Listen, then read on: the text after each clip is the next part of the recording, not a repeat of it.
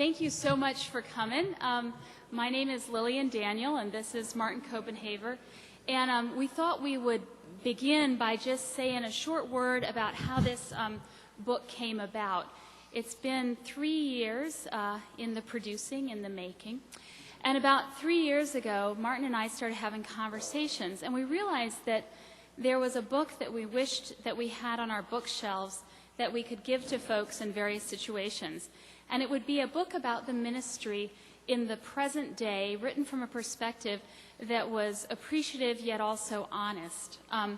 It seemed to Martin and I, we both do a fair amount of, both have these sort of unexpected ministries to ministers that have sort of developed, where we go around and we're often invited to talk at clergy gatherings or speak to denominational gatherings where there'll be lay people and clergy gathered. And it seems to us that we wanted to change the conversation around pastoral ministry in the church, because much of the conversation these days is very negative, or in some ways it's diagnostic. You know, there's a lot of the kind of consultancy language where the pastor is supposed to be the distant expert understanding what the problem is, and just a lot of kind of negativity. And, you know, any of you who've ever sat through a clergy group meeting know what I'm talking about. It's kind of the clergy negativity pylon. And so we wanted to tell a different story, shape a different narrative, because we're both people who enjoy the ministry. We don't have particularly extraordinary, unusual ministries, and that's part of what we wanted to write about, was just the ordinary stuff of ministry and the way in which we see God's grace breaking through. There were a number of books that we both had appreciated that were already out there. I highly commend to you Heidi Newmark's beautiful book, Breathing Spaces, which is about her very unique ministry in the South Bronx. Another book that I adore is Rick Lisher's book, Open Secrets, which is a beautiful book about the ministry, but it's an experience of the ministry 50 years ago in a very different time and place.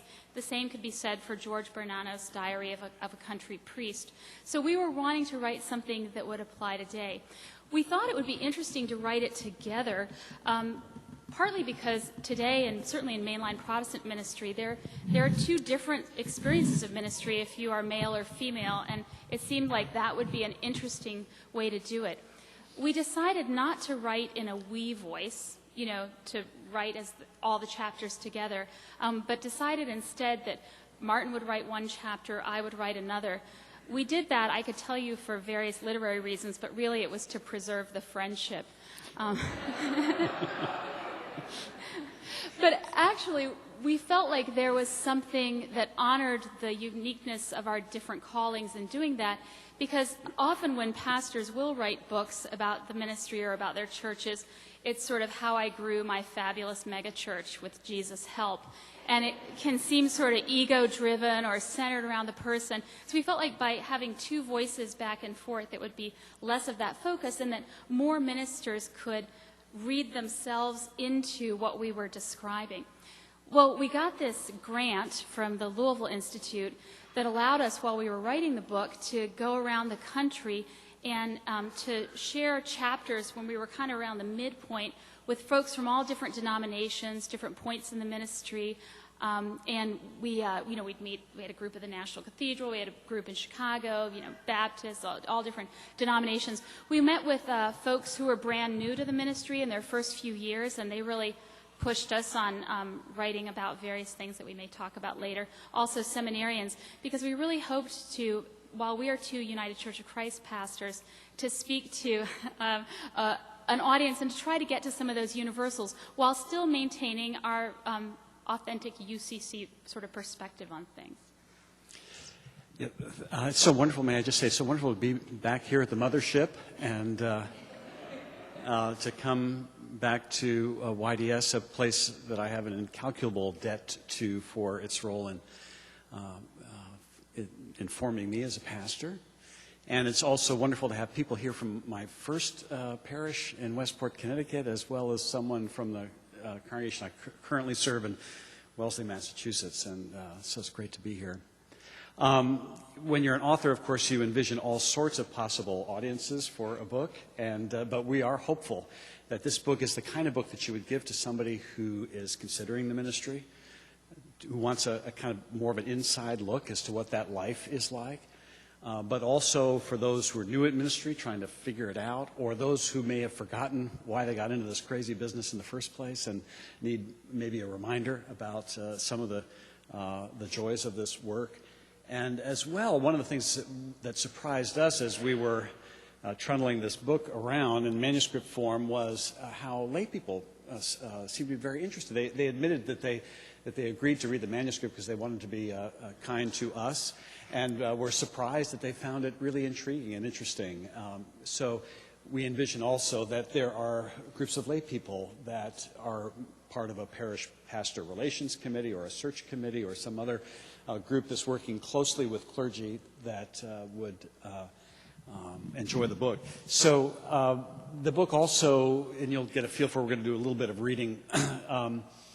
It does not take topics in any kind of usual sense, but they're more kind of angles of vision in to ministries. So, for instance, there's a chapter on the ritual of shaking hands after worship. I've never known why we do that exactly, but you have to do that, because if you don't, people will get kind of grumpy because you're supposed to shake hands after worship. What's that about? I mean, what is that interaction? What is happening there, and what's the significance of it? So, and another chapter, just to give you a feel for this, was that Lillian wrote about how when she came to Yale Divinity School, she was in the unique position of breaking up a punk rock band because she was the bassist and they couldn't tour without her.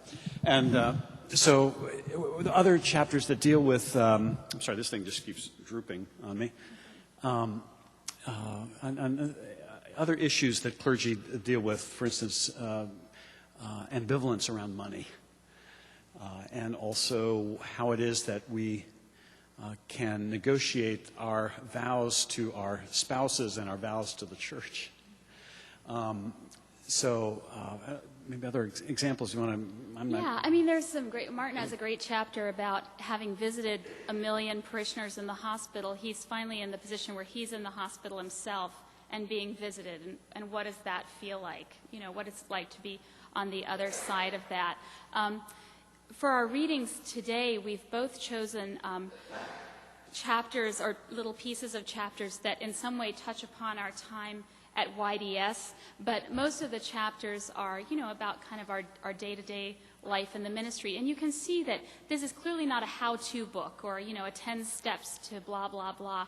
It really is sort of occasional essays like looking through a keyhole, various keyholes into the same room and having different perspectives in, and a way of reading that situation theologically. I think a lot of Paul's line of seeing with the eyes of the heart enlightened. I think that's what we're trying to do, is look at the ministry through those theological lens. Maybe I'll move to that and do a brief reading here. Okay.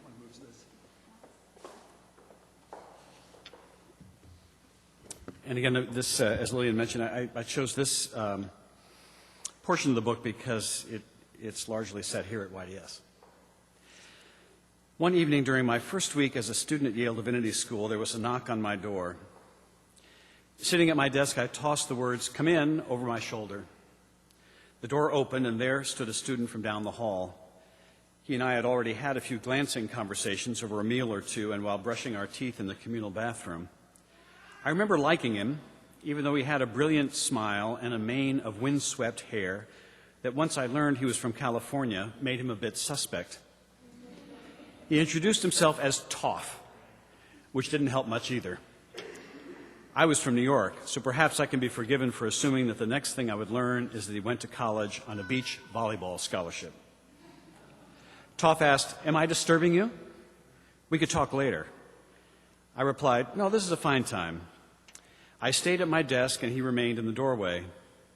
He started with something of a Jimmy Stewart stammer. I was, just wondering if you might be, interested or could be interested, perhaps, in having a prayer group. I did not respond immediately, so he continued. That is, if that might be something you would be interested in doing, or not. Uh-oh, I thought, here it is. I did not know this fellow, and I had my own stereotypes of the sort of person who would issue such an invitation. That reaction was part of a larger concern. I did not yet know any of my fellow students very well, and I wondered how I was going to fit in. The day before registration, just a week before, I had dropped some things off at my room and then left campus as quickly as I could in something of a panic. I drove back home to New York, and over dinner with my parents, I tried to articulate my fears. I'm just afraid that I'll be stuck for 3 years with a bunch of religious nerds. My father suggested that if I was going to be a student there, it's a pretty good chance that there would be others like me. Probably many of whom had the same kinds of questions I did. But I was not consoled. Up to that point in my life, I had not been around people my own age who took their faith seriously, and I did not yet know what to expect. My first few days on campus had been somewhat reassuring. I met a number of people I liked, but I was still a bit wary. Now, here's this fellow I don't really know asking me to join a prayer group. He's standing in the doorway because I haven't invited him in, but now it seems like he's blocking the door, and I feel trapped. When I finally respond to his stammering invitation, I hem and haw a bit myself. I remember expressing some reservations, but I don't remember much of what I said. I just remember feeling uneasy and a bit anxious. One of my reservations that I probably did not express at the time is that I did not know how to pray. I am the son and grandson of ministers. I grew up in the church. I'd been on the staff of a church during 2 of my college years. I felt called to the ministry, but I had no real experience in prayer.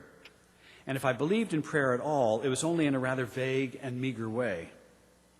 Oh, to be sure, my parents said bedside prayers with me when I was young, and in our family we always began our evening meal with a prayer we said together. But otherwise, prayer was not really a part of my life, and if asked to offer a prayer, I would know to start with, "Dear God," and end with, "Amen," but as for what might go in between, I was largely clueless. So I hesitated in response to this invitation because I had visions of being stuck in a small dorm room with a bunch of people who were very comfortable, perhaps all too comfortable with prayer, when I was still not sure what to believe about prayer or how to go about it. I asked Toff what we would do exactly. He said, "Well, I'm not sure. We could decide that, but I could tell you what we did in our prayer group at Williams." Hearing that he went to that Massachusetts college forced me to reassess my whole beach volleyball theory, which may have left me open to reassessing a few of my other assumptions as well. Toff explained, "We would begin by reading a passage from Scripture, just whatever anyone wanted to read, and then we would reflect on that a bit. Nothing formal or prepared. Then we would share prayer concerns and use those as the basis of our prayer together. And we would commit to praying on our own during the week and to remember the prayer concerns that were raised during our gathering." It was just as simple and just as foreign to me as that. I told Toff I would give it a try. We quickly assembled a list of others we would invite to join us. There was David and his roommate Dale and Arnold from down the hall. None of us knew each other very well. Everyone agreed that we would meet on Wednesday night at 9. I don't remember much about that first gathering, probably because it followed the same pattern we used every Wednesday from then on. We always met in my room, whether I offered to have the gatherings in my room because I liked the role of host or because I was trying to maintain some measure of control. I cannot say for sure. Both are plausible. We followed the format Toff had outlined when we first talked. We began by reading a passage from Scripture, but we didn't read it in the same way we read it in our classes. We didn't dissect the passage using the standard tools of scholarship. This was not a time to pick apart a passage in all the ways our professors were teaching us how to do. Rather, this was a time to let the Scripture speak to us. We sought to relate what we were reading to what was going on in our lives, which I realize may not sound too remarkable, but it was quite different from what was going on in our classes or most of our conversations at the Divinity School. A story about one of our professors that was in circulation among the students helped us to keep the distinction straight. At a gathering of the faculty, a professor of New Testament had read a paper about the story of the multiplication of loaves and fishes. The scholars present entered into a debate about the veracity of the account, its various literary and historical influences, different theories about how the story had taken its final canonical form. Then someone turned to Paul Homer, a professor of theology, for his opinion because he had been uncharacteristically quiet during this exchange. He said, "Well, I don't know about all that stuff. I was just thinking that if Jesus could feed all those people, perhaps he can feed me." We kept that story before us. We did not want to be content with carving up the text. We wanted to feast upon it. Over time, what was becoming increasingly important to me was not the question of whether God answers our prayers in any conventional sense, but the ways in which those times of prayer seemed to usher me into the palpable sense of the presence of God. And the people with whom I entered into God's presence week after week were becoming increasingly important to me as well. Those Wednesday night gatherings became the axis on which the rest of the week seemed to revolve. I developed a great appreciation for the others in the group. Like others I met at divinity school, they were among the most engaging, fun, and interesting people I had ever been around. No longer was I wondering if there would be anyone like me among my fellow students. Now there were ways in which I hoped that I could be more like them. During Lent of that first year, 4 of us decided to have a weekend spiritual retreat. In the midst of the rigors of study, we wanted to immerse ourselves in the ways of prayer, and what better place to do that than a monastery? So we made arrangements to visit Mount Savior, a Benedictine monastery in upstate New York. When we arrived on Friday night, we were greeted by Brother Timothy, who showed us to our rooms. When we unpacked our bags in the sparse rooms, we had to laugh because without consulting one another, 3 out of 4 of us brought brown sweaters to wear. After all, we each must have been thinking, what could be more appropriate to wear in a monastery? You certainly wouldn't pack a paisley shirt. And after we were settled in, we met with Brother Timothy, whose turn it was that week to talk with the guests. I mean that quite literally. The Benedictines observe a discipline of silence. They do not speak to guests, and they do not speak to one another, except once a week when the monks have a meeting to talk over concerns in their community. I remember asking Brother Timothy what sorts of things they talk about when they gather at that meeting. He said, oh, you know, the usual. We talk about the little grievances and silent arguments that arose during the week. At the time, we thought that quite amusing. When the monks finally have a chance to talk, conversation does not concern spiritual insights they have gained in the silence or anything like that. Instead, it's about things like who forgot to put the cap back on the toothpaste. The rest of the weekend, we joined in the monastic life. We did not speak with one another except in whispers behind closed doors in the guest quarters. We attended worship, all 7 offices, that is, worship services a day, beginning with matins at 4 in the morning. We shared the simple meals with the monks in silence. We joined the monks in manual labor. Cleaning out the stalls in the barn with one monk, I wondered what he was thinking about on his side of the veil of silence. We found the discipline of silence rather demanding. Our group of 4 verbal, opinionated seminarians usually had conversations that were more like one of those rambunctious political talk shows on television. But for that weekend, for the most part, we kept the discipline of silence. On Saturday night, we gathered in one of our rooms. We had a Bible study, and then after we said a few prayers, there was silent prayer. And after the silent prayer, there was the very different silence of 4 young men in desperate need of something else. One of us said, you know what I could really go for right now? A pepperoni pizza and a beer. It was the quickest consensus we ever reached. Not wanting to disturb or disappoint the monks, we pushed the car out the gate of the monastery without turning on the engine or the headlights. Our own version of keeping the vow of silence. And then we piled in and drove to a Greasy Spoon in this little rural town. We had our pepperoni pizza and beer. We talked about what was going on in our lives, about what God might be up to in our lives, about our fears and our joys. We played some of our favorite songs on the jukebox. We told stories and laughed. In fact, we were so raucous that the people in that little dive stared at us, this group of 4 young men in brown sweaters whooping it up. When the place was about to close, we drove back to the monastery, too tired to push the car anymore, but once again we did turn off the headlights. We slept a little and then got up for matins at 4 a.m., our eyes half closed, in prayer, of course. All of us were grateful for that experience in the monastery, but that was the only time we went there or any place like it. We concluded that we didn't have to go anywhere special to deepen our experience of prayer. The little dorm room would do. When we gathered there on Wednesday nights, as we ended up doing each week for 4 years, it felt like something of a holy place. Over the course of those years, a few others joined us. The format was largely the same, but the prayers that we brought continued to widen in scope to include the range of public issues of the day as well as the joys and burdens of our individual lives. During our 4 years together, 5 of us married, including 2 who met one another in the group.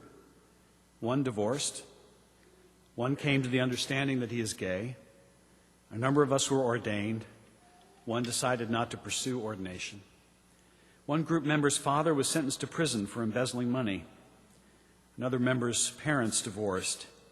And then there were all the vicissitudes of life that we shared in those years, the academic pressures, the questions about vocation, the challenges of being new to ministry, the tattered or torn relationships, the financial concerns, the shared meals and shared jokes, the times we worshiped together or studied together or sought shelter in one another.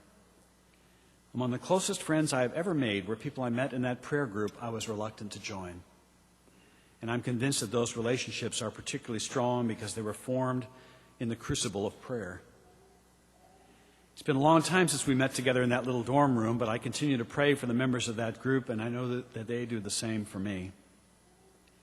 Last fall, I called Dale, a particularly close friend who was part of that original prayer group, and I told him about a trip to Israel I had heard about. I said, I'd love to go, but I want us to go together. He immediately agreed. Neither of us had ever been to Israel before. We were scheduled to leave the day after Easter. Before our departure, the leaders of our group had suggested that we invite the members of our congregations to write prayers on slips of paper that we could then take to the Western Wall in Jerusalem. It's the foundation wall of the temple that was destroyed a generation after the death of Jesus, the only part of the temple that remains. The Western Wall is the holiest of Jewish sites, a place of prayer. Pilgrims stand before the wall to pray, and many put prayers written on slips of paper in the cracks of the wall. Anyways, Dale and I approached the wall. He had a large pile of prayers on slips of paper that he had collected from his congregation on Easter Sunday. Since I had no written prayers with me, he handed me a stack of his. We stood next to each other before the wall.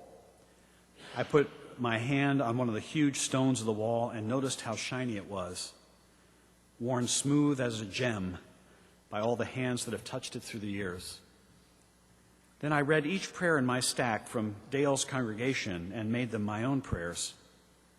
Prayers from people I do not know, but with whom I now felt an intimate connection.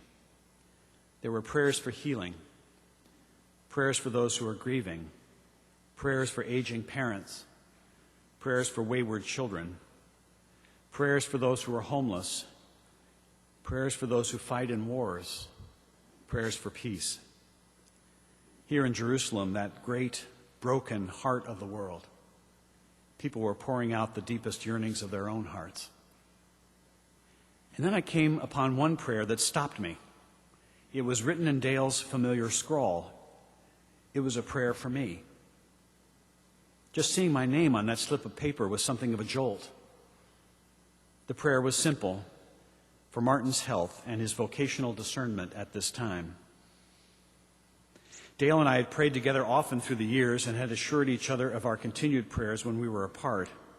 But here in my hand was a prayer for me he did not know I would see, that was intended for God alone, and yet I was allowed to overhear it. And in that moment, that place, soaked in the prayers of pilgrims over centuries, became a most holy place for me as well.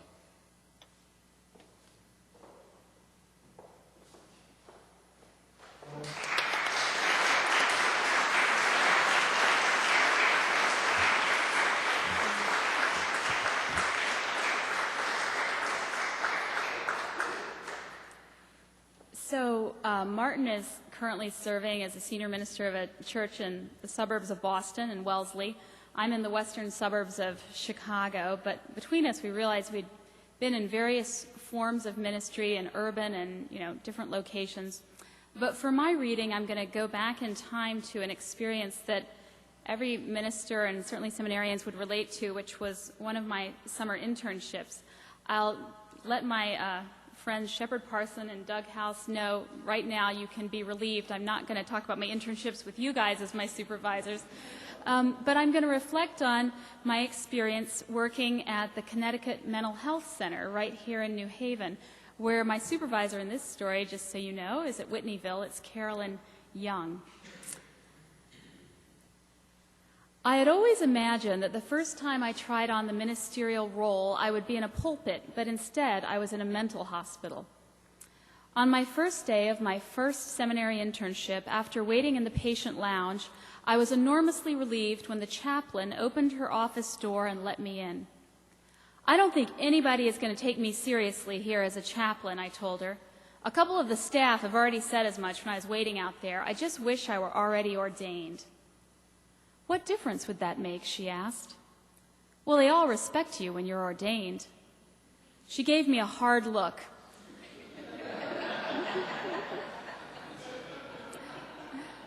But after a full 20 minutes at this job, I had some other important questions I needed answered. What exactly am I supposed to be doing in this internship anyway, I asked. Frankly, I don't see what I can do to help these people before their medications kick in. Just wander the floor, she said. Talk to the patients. Embody the loving presence of Jesus Christ. Make conversation. I was horrified. Making conversation at church coffee hour is hard enough. The idea of making conversation in a mental hospital set my heart beating very fast. Can't I lead a spirituality program or a worship service, I asked. You'll get to do that eventually, she said, but why don't you start by leaving my office and going out and talking to that gentleman? I looked out from the womb of her office window to see a lone man rocking back and forth on the couch, muttering, shaking his head, as if to disagree with his last own comment. The idea of making conversation with somebody who was already making conversation with himself did not appeal to me, but I ventured out. Would anybody ever take me seriously as a minister? I didn't want to listen, particularly to crazy people. I wanted somebody to listen to me. So determinedly, I would knock on my supervisor's door each week with the exact same list of questions, all about pastoral authority. Apparently, I did not have any, and I wanted to know where I could get it. My complaints began the same way. Nobody takes me seriously as a chaplain around here. The staff, they ignore my suggestions. The patients, they yell at me, they insult me, they make lewd and sexist remarks. Well, she said, they are struggling with pretty serious mental illness, Lillian. I said, no, it's not that. I don't think they'd treat me like a minister if they were sane either. It's sexism. It's the patriarchy. It's my gender. It's my age. It's my hair color.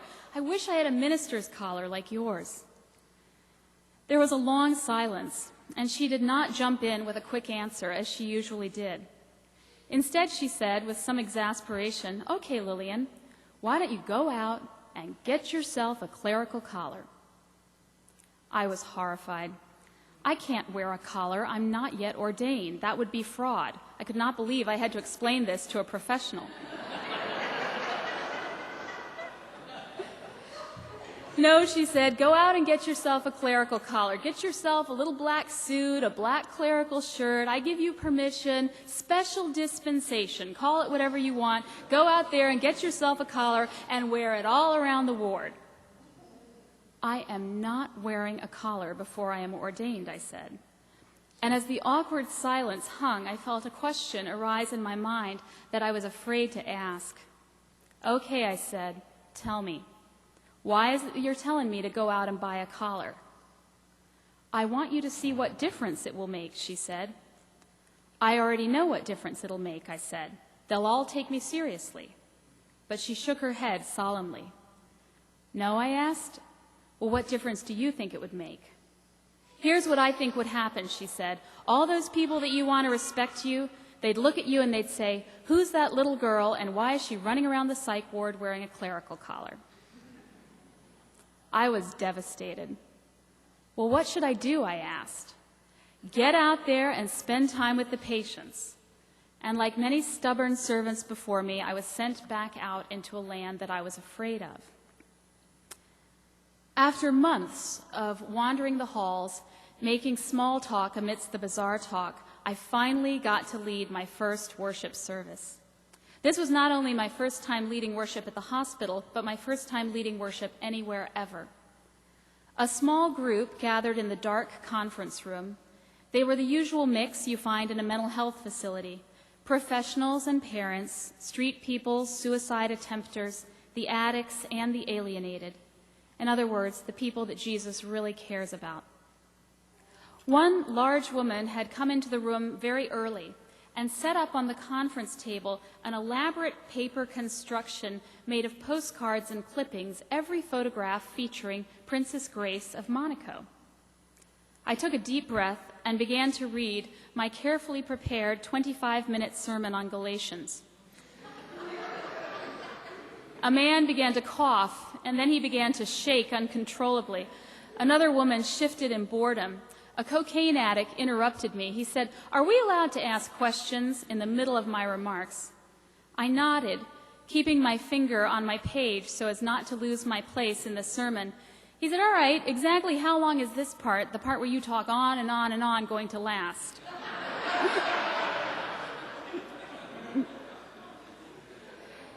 Now the large woman felt free to interject. She said, "I would like for us to pray to Princess Grace."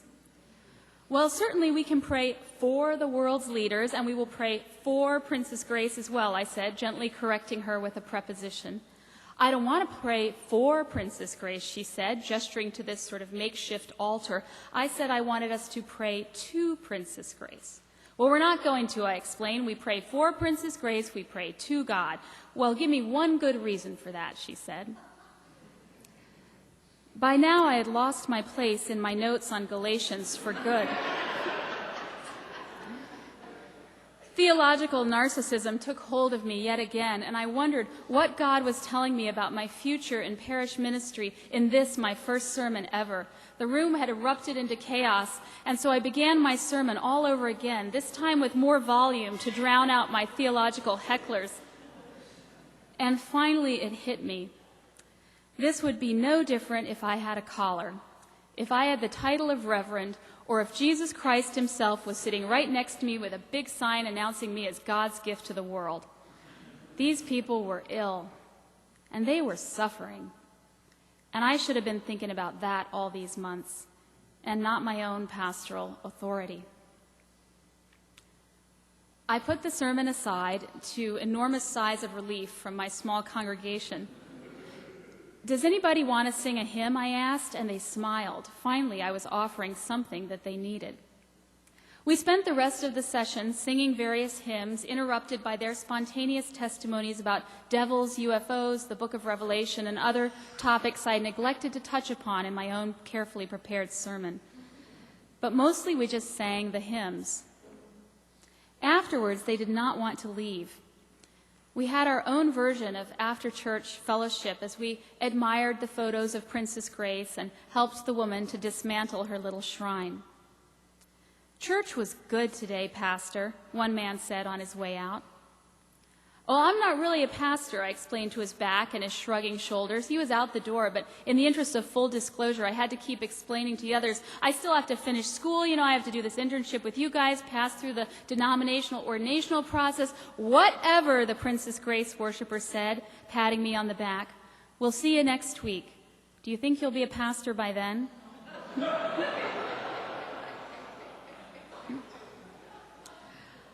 I have since decided that her question was a rhetorical one.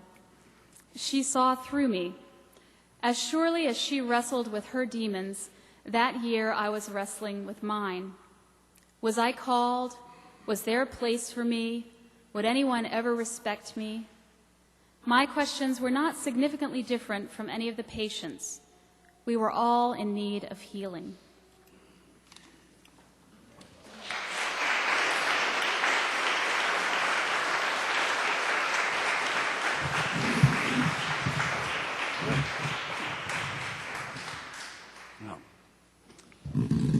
Well, that gets you a little bit of a feel for the book, although, again, both of those are from early years while we're still kicking about this place. And others are, deal with issues and matters that we've encountered later in our ministry. So I'm aware that this is just a wonderfully diverse group, as I don't know most of you, but I do know enough to say that there are lay folks here, there are folks who are students at YDS here, we've got seasoned pastors here, and some faculty here, and so I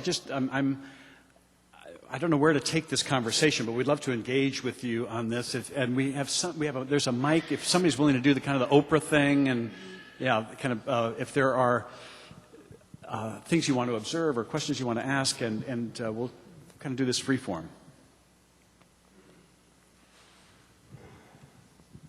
Just one request that if you have something you'd like to say, if you could please identify yourself before you speak. This is being webcast. Yes. Yes, somebody in the back. Did you? Yeah, whether or not you thought you had a question or a comment, you do, I think. Thanks. Hi, my name is Andy Barnett. I'm a student here. Was there a point when you felt like you were a pastor? Wow, that's very interesting. You mean at the hospital, or sort of when did that happen? Mm-hmm. I mean, in general, in general, your life. Yeah. I think like a lot of folks, I didn't remind myself of a pastor, and we all have our sort of stereotypes of what a pastor is. Actually, I had never laid eyes on or met a woman pastor before I got to YDS, so I came here basically on a hunch that they existed. So, there was that piece there. And also, when I was at YDS, it's different now, but I was there in the early 90s, and it was the height of second career folks coming to divinity school. And so it seemed like everybody there was a second career folk, and there was very few people in their 20s, kind of coming out from college. And so when you did go into the ministry in your early 20s, people looked at you like, what, you're not already a partner in a law firm? And everybody was sort of, you seemed even younger in a way. And so I really wrestled with that and thought about that. And I had this experience when I was in my first position as an associate minister in Cheshire, where I had the parsonage. I lived right next door to the church. And because I was young in the ministry, I took kind of a lot of care to dress professionally and try to present myself as, mature and this sort of thing. And there was one day where it was snowing, and I didn't think anybody would be at church, and I just schlepped over there in my jeans and my snow boots just to get some stuff done. And lo and behold, a whole group of people came in. And I had this moment of being kind of mortified that I was dressed like a kid, and, what would they think? And I had this word from God. I mean, I heard it like God was talking. And the sentence was, I called you just as you are. And it was like this message that said, stop trying to be something that you're not. I called you to be a pastor just as you are. What you are is what I want to work with. And I think that's the moment where I felt like I could inhabit that role. That's great.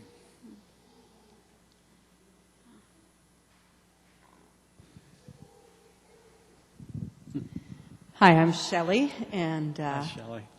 I'm a pastor down the street where Lillian used to hang out. And I used to be a pastor up near where Martin hangs out. Yeah. Martin, my question is for you, and I'm wondering, as you reflected back on that prayer group and on the centrality of prayer and those relationships, how did that move into your life as a parish pastor? Oh, yeah. Well, thank you for that. I mean, not everyone experiences their time in divinity school as spiritually formative as I did. And I must say that now the communal aspect of our life in that time around this place, I hope there's still strong elements of that. I mean, we lived in Taylor House is where this group was, and but prayer then became such an essential part of my own life that when I left that prayer group, sought out others with whom to pray. I'm an extrovert, so I always seek out others to do things with, whether it's write a book or say a prayer. So one of the things that I take most satisfaction in is that the churches that I've served have become more and more praying churches. And that's both because of my own conviction about the centrality of prayer, but some of it may be, and I wanted to share some of that experience that I had, and also because I need it. Does that answer your question? Yeah. Mm-hmm.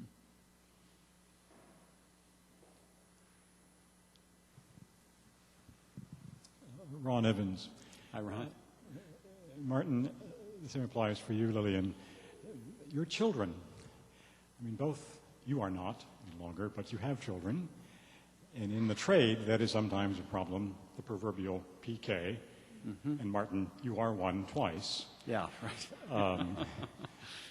But as I've talked to students, one of the real questions is, what will this be like for my spouse? In a very eloquent and revealing and honest, thank you very much, piece that you did for the Christian century in your book, I'm sure. Yeah. Would you say something about what those turmoils have been? Yeah, this is interesting. Both of you, maybe we can each respond to that. So there is a piece in the book on being a PK in the ministry and about my growing up as a pastor's son. I'm one of those folks who has. Lillian said she never laid eyes on a woman minister. My grandmother was ordained in 1902, so we had a very different kind of experience in that regard. So I had 2 grandparents, 5 uncles, a father, and my parents met at a class taught by Reinhold Niebuhr at Union Seminary. So it's sort of like, so I'm a true get-a-lifer in that way. So, but so I do reflect on that and how. Are there other PKs in the room? Do we have other PKs? And how that complicates sorting out one's own sense of call. At least that's what I would say. And in ways, I think that I saw the ministry from the inside and the allure of the ministry, which I think is only really seen from the inside. So I had some of that, but then also I had the conviction that going into the ministry was not like just going into the family business. So, but the chapters on marriage, we were actually pushed by seminarians and those first in ministry to write about some of these things that we really didn't want to write about. It's interesting. So Lillian's husband Lou is very active in church life there, and so I said, well, why don't you take that chapter? And whereas, Martin's children are grown up and launched and perfect, so I said he could take that one. Yeah. And by the way, that chapter never was written, so. So just another word about this because you asked that. It's kind of interesting. So Lillian wrote this chapter, and it's interesting to edit each other's stuff. I mean, that's a pretty vulnerable thing to do. Although we've been good friends, it's still. So she sent me this chapter. It was the first time I had anything more than minor revisions to suggest. And I was nervous about this because it was about her marriage. So I kind of girded myself and I said, I wrote, I don't think I would call her something. I think I wrote an email, said this is great. I'm so glad you wrote this chapter. It is a wonderful Valentine to Lou. He ought to see it. He ought to keep it. It's all true. But it's not the whole story. It needs to be more than a Valentine. To be honest about some of the challenges of being married to a minister. And so she took it back and rewrote it, and I think it's just a wonderful chapter that is in that category of appreciative but honest. And it's still a Valentine, but it's reflects some of the... Well, and it's interesting because at this point, so I call my husband up, obviously if we wrote about our family members, they saw it. And I said to, Lou, he had written me back after I sent the first version. He said, I aspire to be the person you describe in this chapter, which was lovely. And then Martin said, this is lovely, but it's not going to be helpful to anybody. It's just going to depress people. And, They just say, I hate you both. I hate you both. Yeah. And so I called Lou up and I said, well, what do you think? And Lou said, And Martin had suggested, why don't you tell this story, that story, the other story? And I called Lou up and I said, well, what do you think of that? And Lou said, I want you to tell those stories. He said, it's hard to be married to a minister. I want you to tell some of those stories. I want people to understand that that's not easy. So then at that point, after I'd written my chapter, I went back to Martin. I said, all right, well, you made me do that. I said, you need to write your chapter because your arrangement with your marriage is very different. Yeah, so it's usually the people here in Westport would not know that really... That my wife Karen is not involved in the church at all, and so I was writing about, and that was not true when we were first married, and So it's about kind of how that evolved and how we've worked with that. The chapter is called Married to a Pagan, because that's a little kind of inside joke between the two of us as she describes herself as a pagan. But we thought that it would be helpful to have, that's the one instance, I think, where we actually both write on the same kind of theme, although some chapters are kind of related, but because we thought it would be helpful to have a couple of different models out there. And and what really astonished me, though, was when some people read this in the Christian Censure in the book, and they said, "Gee, I hope you showed this to Karen before you published it." And I thought, what I look like, took stupid pills or something. Of course, and her comment was interesting. It was not dissimilar from Lou's when she read it. Well, she said, "I was." It's a typical Karen comment too. She said, "I think you were generous." So, yeah. Almost more importantly, I think that chapter is going to be shared with many seminary students than you may have thought. Oh, is that right? And Good. for both, I'm grateful. But having the opportunity to read that, I think that that you shared it with Karen is wonderful. But it's going to be shared again and again. Well, I'm great, sure. great. Thank you for that. Hi, I'm Alan Kendricks. I'm a lay leader at the church you left.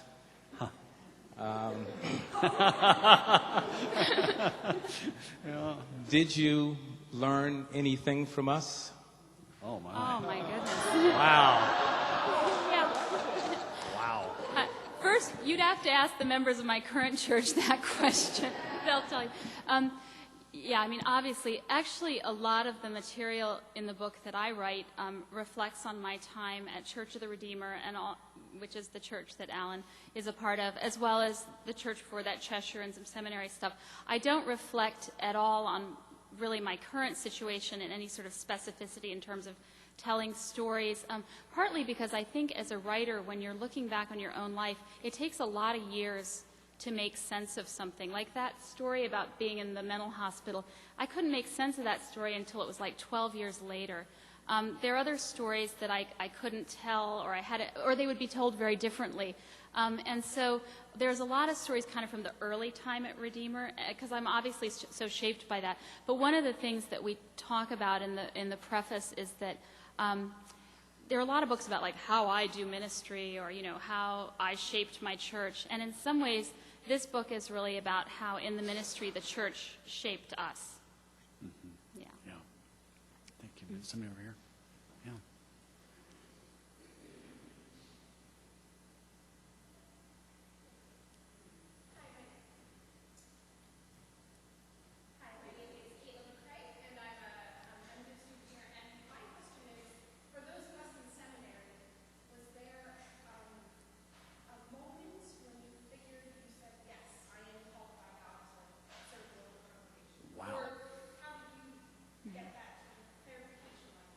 That's good. You go first. Yeah, I mean, yeah, right. Still, you called and recalled, yeah, and then called again. It's interesting. Somebody said about growing up as a PK that you feel like you're playing the role of minister from the age of 4 on, and there's something of the truth in that. So this was something that I know that evolved over time for me. The thing that I would say is that I would not want to be held to the motivations that I had at any given time for thinking about the ministry or wrestling my own call. I feel quite sure that initially it was because people respected my father and would listen to him when he talked. I mean, so I'm sure that was. I remember saying when I was in college, this is just embarrassing to. I'll tell you if I promise not to tell anyone else, that I said, I think I might want to go into the ministry. It's like being a full-time philosopher. Oh, yuck. I mean, that's just, when I think about that as a statement of call. So for me, it evolved over time. And grateful. I mean, it's interesting that the people who are training for ministry are asked about their call stories all the time. You have to do it for these committees, And yet I find that ministers and pastors are not asked about that themselves after that time. And you wonder about that. It's like, why is it that only young people are asked what they want to do with their lives? Or why is it only people just starting out in ministry are asked about their call? I feel grateful that I sense that continually kind of recalled to this work. And one of the reasons that I was eager to do this book was to share some of that love of this work. Yeah. So my case is obviously very different. You know, I came to divinity school in the MAR program thinking I would get a PhD in church history and probably be a professor. And part of the reason I thought that is that I had been unequivocally turned down for the ministry by my denomination, which at that time was the Episcopal Church. And part of the gift of writing this book for me was that I got to go back and process that whole event and what happened. And there's a chapter in the book called Recall Notice, which is about my early sense of call and then being told no by the church and being told, I mean, you know, I can still, the words ring in your head, no discernible gifts for ministry whatsoever. I remember that in the written report, you know. And so I came here, though, still feeling some kind of call, but I thought, okay, it's not a call to ordained ministry. And it was here at Divinity School, joining Center Church, and Shepherd was my pastor, that he said, you know, there are different understandings of call, and maybe you were not in the right church. But when you have been rejected or turned down or told you do not have a call, I mean, that has a deep imprint on you. Part of what they told me is I didn't have any respect for authority. But you know, I actually did have enough respect to take them at their word and think they were right. And so for me, a lot of divinity school was sort of wondering if if there could be, like, what does it mean when the church tells you don't have a call, and what do you do with that? Can I say something about that? Yeah. I mean, that was another chapter that Lillian didn't want to write that chapter. I said, you need to write that chapter. And is it fair to say that in writing that, you were able to, in your own mind, reframe the story? Absolutely. I mean, you know, I sort of carried that story around like something I was real ashamed of. You know, I didn't want, and you know, I sort of thought, you know, I don't want to be one of these people who, you know, gets ordained in the UCC because I got booted out somewhere else, which is kind of what everyone thinks about the UCC, you know, and when you're in YDS, and it, you know, I really didn't know. I carried it around kind of embarrassed, and I thought I'd be embarrassed if people knew that. And I really came to understand that God was working through all of that, and that I wasn't called to be an Episcopal priest. I was called to be a congregational minister, you know, and that God was working through that whole story, and that God's working through it now. I mean, when you write about something that happened years ago, God works through that and helps you to make sense of it. I ended up, some of my chapters I did as sermons in various settings, and I did that call sermon to my church in Glen Ellen, and it was really powerful to sort of tell that failure story to the congregation that you're the leader of. And it got a huge response because everybody's got a failure story. Everybody's got one, and to sort of see God working in that is a powerful thing. I was going to say the call, you know, when you get the call. For me, the first couple of years of ministry, I went back and forth thinking, maybe I don't have a call, maybe I don't have a call. And part of that was that I had friends who were still in school and in the PhD process, and, you know, they had nose rings and were staying out till 3 in the morning, drinking coffee and discussing the big ideas. And I was living in the suburbs with a baby, and, you know, I thought, you know, did I make the right decision? And I came to YDS, and I met with one of my professors, and I was going to give him the news that would no doubt thrill him, that I was going to change my mind and get a PhD and sort of follow in his footsteps. And he said, don't do that. He said, we don't need you. He said, we got plenty of smart people getting PhDs and following my footsteps. Get back and serve the church. So if I could just say my last comment, and that is that in writing this book, it really was a gift to us to do that. I mean, to tell some of these stories, and I'm thinking that the pastoral life is both given to a narrative and also in some way requires a narrative. I mean, given to a narrative as in it's a very interesting life, and everyone has their own stories in a way that not to the same extent would other professional people, doctors, lawyers, whatever, would be able to claim. But it also in some way requires a narrative just to make sense out of it. And so there's a young pastor I know in Massachusetts who regularly writes not just a journal, and not for publication, but writes about her experiences of ministry, and something I would commend to you, not for publication necessarily or anything, and asked why. She said, it helps me make sense of things that are going on around me, and it also helps remind me why I do this.